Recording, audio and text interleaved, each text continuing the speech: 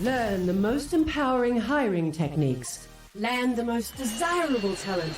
Launch your company towards massive success. This is the Higher Power Radio Show with your host, Rick Girard. Men wanted for hazardous journey. Small wages, bitter cold, long months of complete darkness, constant danger, safe return, doubtful. Honor and recognition in case of success. Now, this was the last great job description that was published, and it was written by Ernest Shackleton to recruit a crew for his Antarctic expedition in 1913.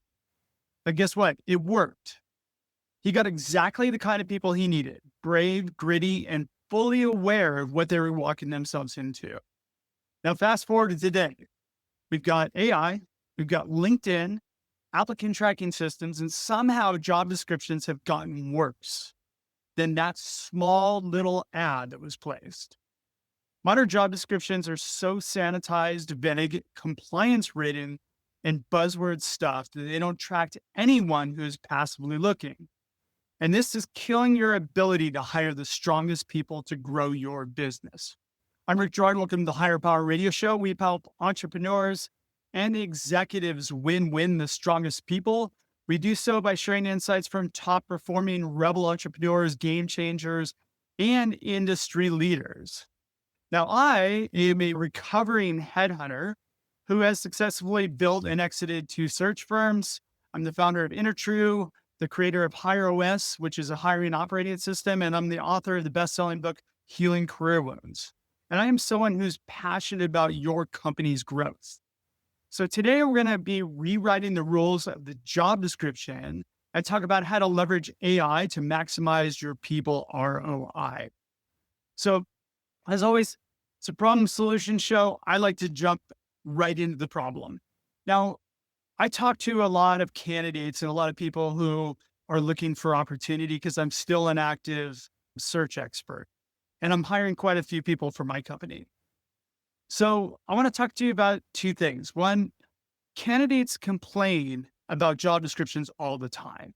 And there's 4 things that I want to share with you that they complain about almost every job description. I think we all know this, but I think it's really important that we hit these 4 points and we really delve into how to fix them, because every job description that I see out there pops up the same content over and over again. It's just another iteration of the same job description that went out in 1983. All right, so let's talk about the 4 things. First, number 1, they're too vague and generic, is what you get from most job descriptions. So you're getting buzzwords like, we're looking for a rock star developer, team player, or somebody who can work in a fast-paced environment. These phrases say nothing about the actual work that they're going to be doing or what success looks like, right? Again, super common, now not helpful in any sort of way. Number 2, they're too company-centric. Every job description that I see is all about what's in it for me. It even starts out about us, right? It doesn't identify anything to do with the ideal candidate. Keep in mind that a job description is supposed to be an attraction magnet, not a repel magnet, but it's been turned into a compliance mechanism, and it's all about you. It never answers the question of what's in it for me. So job descriptions read like internal HR documents. They're not candidate-facing communication by any means. They focus on what the company wants, not what the candidate will gain, solve, or impact the business. Number 3, they read like a laundry list of unrealistic requirements. There's a lot of effort that's going into getting people to apply to jobs. And if people don't meet it 100%, they don't apply. So we've got this wish list that have overlaid qualifications that discourage great talent, especially from unrepresented groups, from applying, even if they are a strong fit, because they don't meet 100% of the laundry list of unrealistic. See this quite often where you're looking for somebody who is trying to blend together 2 roles into 1 role, right? We need a marketer who does growth marketing and also lead generation, or a branding or something like that, where they're trying to blend in two different things. People will not apply if you don't have clarity in what that is. There's no clarity on the impact or the purpose. What is the problem that they're going to be solving? High performers want to know how to win and how they're going to be measured. They want to know how their work is going to matter. If that's missing, they assume the job description is just another role that was copy and pasted over, and essentially they're not going to apply. If you're not a knee brand company and they haven't heard of you, which 99.9% of the companies that are hiring right now today are, they're not going to apply. So you've just repelled really good people. So I'm going to go through the four things again. Vague and generic, too company centric. They're a laundry list of unrealistic requirements, and they provide no clarity on impact or purpose. The biggest reason why job descriptions are ineffective is they fail to speak to the right person because they're written to please internal stakeholders, not to attract the ideal candidate. So again, they're often built for compliance, not communication. They're pulled from old templates. They're written by someone who's not doing the hiring. They're stuffed with legalese and irrelevant jargon, and they're actually designed so you don't get sued. So the wrong people apply, the right people scroll past, and hiring teams waste weeks trying to sort through some sort of signal from the noise. You're listening to the Higher Power Radio Show. I'm your host, Rick Girard. For our podcast listeners, we're going to take a quick educational moment from our sponsors. Hey, we're the Payroll Baddies, and our mission is to make payroll fun and relatable. And call out industry when we hear it. You got to call it out. You got to call it like you see it. But we also got to shine a light on all those unsung payroll heroes out there, making sure we get paid. Yeah, those are the real payroll baddies out there, and we love sharing their stories and showing them love. With gold chain and everything, baby. By the way, SAP is the best payroll out there, and if you don't like it, get out. All right, we're talking about how to fix job descriptions and how to attract the strongest people for your business. How to fix this. I'm going to give you 5 steps on how to actually build effective job descriptions and then how to leverage AI to do this. I will disclose that we actually have a tool, which you heard in the break. It's an InterTrue AI job description builder.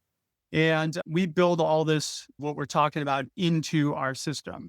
So if you want a really easy way of doing it, go to intertrue.ai/enhanced job description, and that'll take you right to a really easy copy and paste that's going to get you the results that you're looking for. How do we solve the problem? First and foremost, know your ideal candidate profile. When you're putting job descriptions out to the marketplace, it's a marketing activity, and you need to know your ICP. Now, when you hire without knowing what your ideal candidate profile is like, it's basically like marketing a product without knowing who your customer is. I always tell everybody, target passive talent first.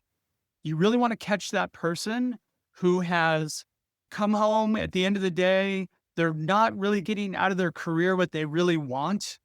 And they hop on one of the job boards, LinkedIn, somewhere, and they just view what jobs are out there to see if there's anything better. That is the person that you want to talk to. You want to target people who are currently working. Active candidates will come. You're not going to screen out active job seekers by writing a job description for a passive job seeker. So here's the key thing. You need to demonstrate that first paragraph that you understand, that you know what that person is not getting from their current role. You need to speak to the person. What's in it for me?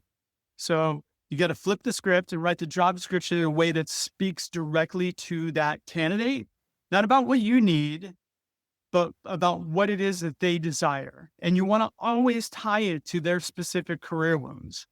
It's being under-challenged, underutilized, and under-recognized.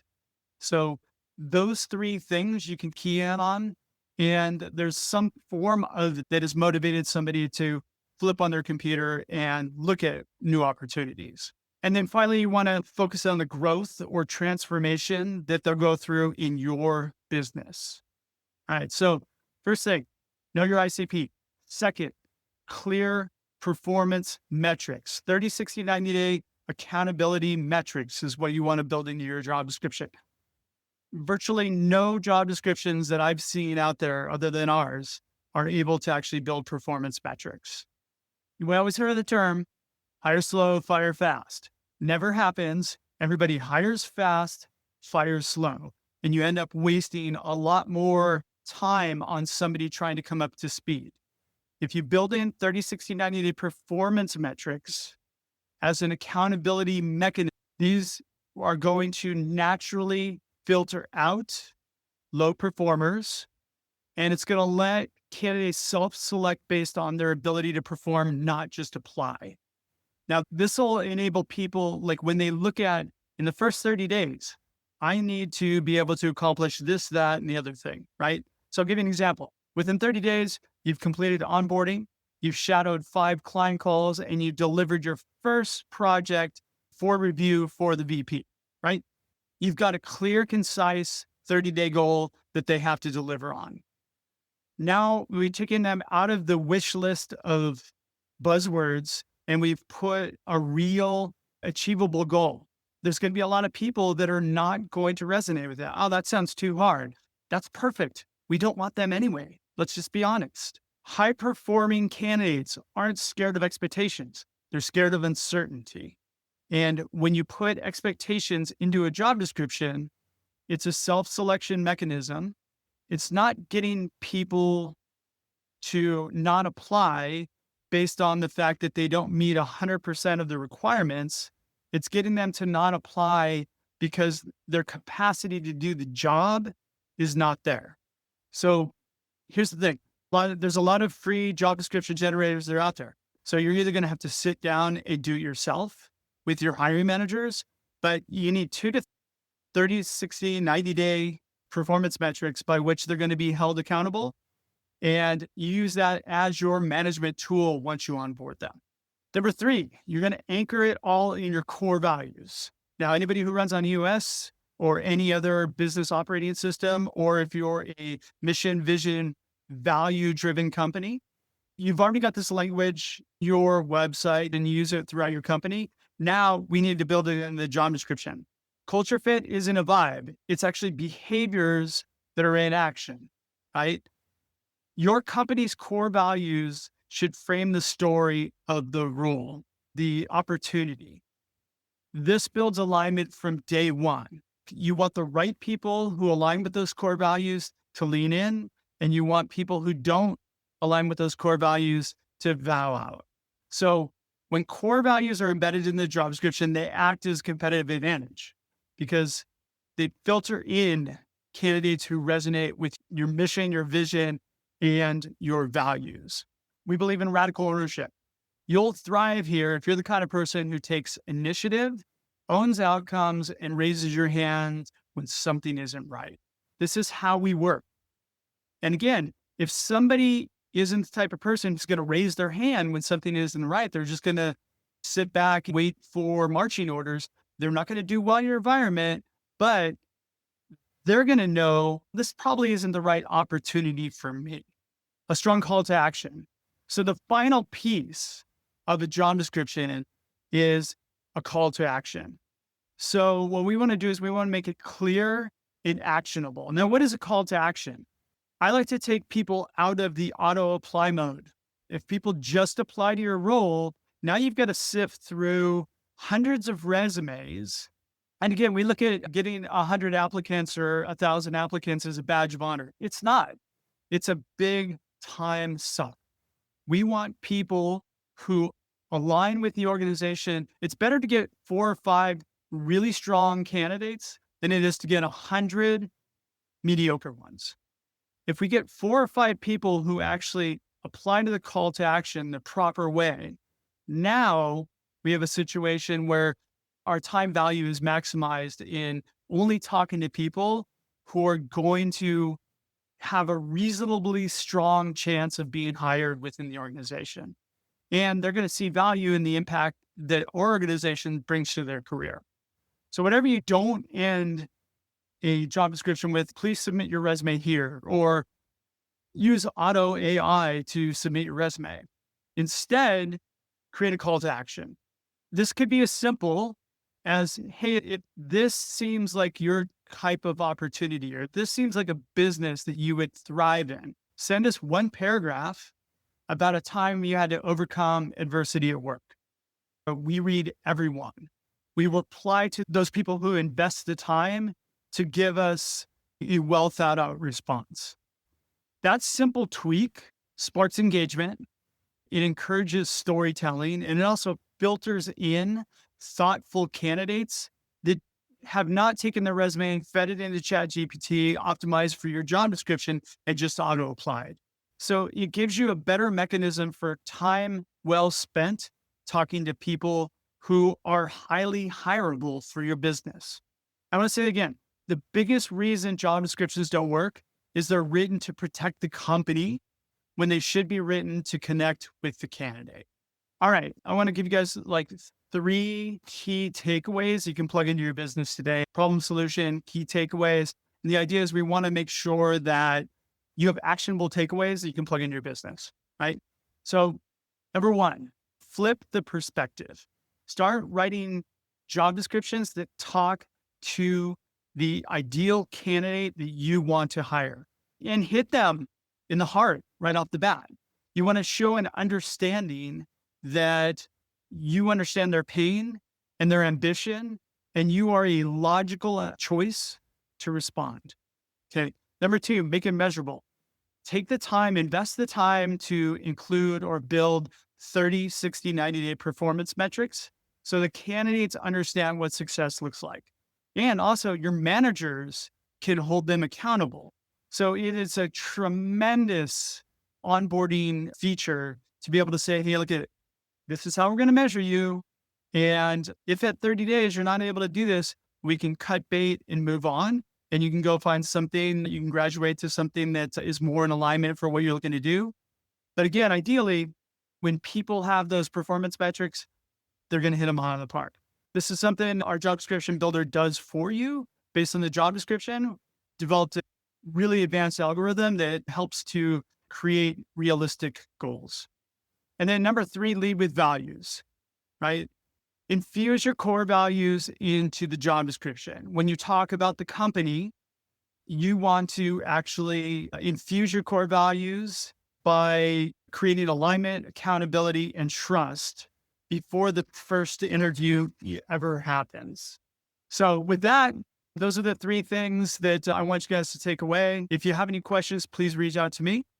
So I want to thank you for tuning this week's episode of Higher Power Radio. Quick, huge thanks to our team, Brian Colburn, Andrea Bellin, and Rick Girard. Please subscribe, review, and share the podcast if you're listening. We welcome your feedback after all. This show is for you. You can check us out further at Hire. It's HIRE, Power, POWER, radio, RADIO.com, or you can drop me an email at rick@intrature.ai. I'm your host, Rick Girard, and you have been listening to the Higher Power Radio Show. Aloha. Thank you for listening to Higher Power Radio. Catch our LinkedIn Live show every Tuesday at noon, or download the podcast on iHeartRadio, iTunes, YouTube, or your favorite podcast platform. We appreciate you joining us on Higher Power Radio with your guide to hiring success, Rick Girard.